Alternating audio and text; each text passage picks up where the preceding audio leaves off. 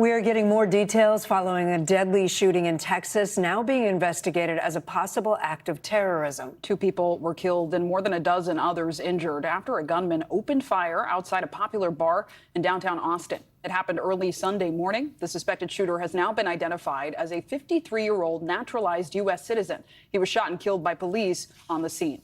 NBC's Priscilla Thompson has been tracking this from Austin. Priscilla, what more can we know about this shooting and also the victims in this attack?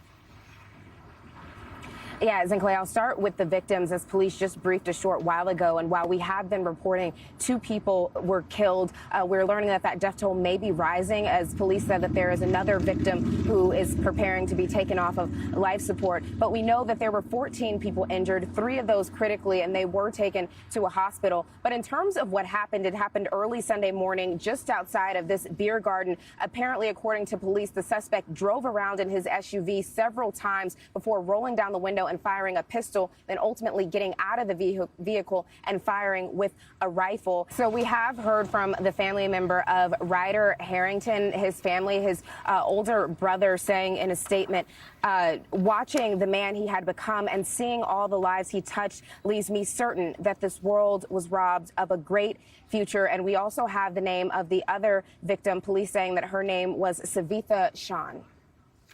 And Priscilla, just quickly, what more are we learning about the identity of the suspected shooter? Yeah, he has been identified as a 53-year-old man, a naturalized citizen who originally came from Senegal, and police, multiple sources confirming to us that he was wearing a sweatshirt that said "Property of Allah" underneath it. It had a picture of the Iranian flag and also possibly a photo of an Iranian Shah, according to what police said just a short while ago. Now, police is still not saying anything about a possible motive here, but they are sorting through thousands of photos and evidence and witness statements to figure out why this might have happened.